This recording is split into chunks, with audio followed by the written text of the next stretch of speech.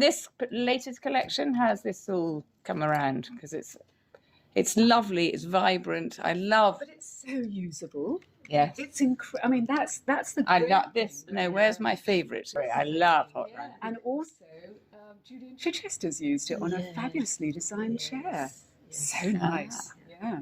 I thought that, you know, with Kit, we never talk about the next collection. We just meet occasionally, and then we start talking, and then this sort of develops into, let's do trims. Oh, I've seen that. What do you think? Yeah. And I thought to just celebrate the new opening of the third hotel in New York. Yeah. It was just a great opportunity to work together again. And what I had in mind is I wanted a collection that's going to be very directional, to the point I said, I don't even care if we don't sell it. To this, because no, I wanted to do something that's original and bold and strong. And I felt because there's so much product around, everybody's doing everything.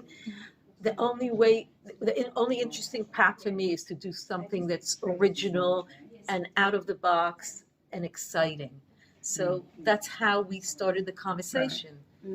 And I think when we work on a collection, we never take a theme. It's not we're inspired by Egyptian art, or it's not flowers. We start with one. This was Sean Scully. Yes, exactly. I mean, actually, he uses more verticals, not zigzags. But that was. I said, I just really love his work, because the other thing I love about Christopher Farr. A show, I think. Yes, yeah, I love his work.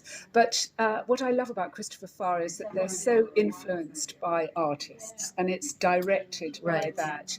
And so many interior designers do a really proficient job, but it's not artistic. It isn't really in that direction. And so I thought, right, Sean Scully, that's really fun. Let's try and do something along, and something bold, but something really usable. I mean, like this big. Yeah, absolutely. I mean, gosh, you could spill spaghetti bolognese all over that.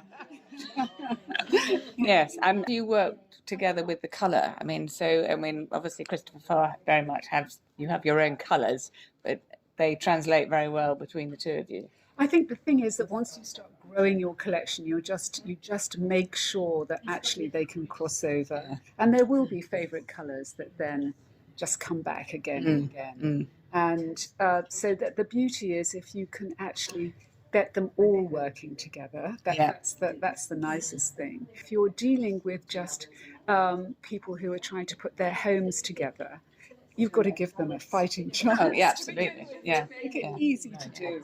Yeah. And it's amazing how easily they can work across. But it's interesting also that we never sit down and look at all the colors. Okay, this goes with this goes with this, right. This doesn't. We just pick our colors, and then But do you have a sort of palette that you, gravitate towards? You know, we love the pinks and oranges together. We love mixing aquas and blues and greens together.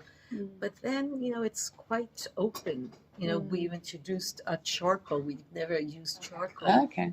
And you just wanted charcoal. And, Yeah. you know,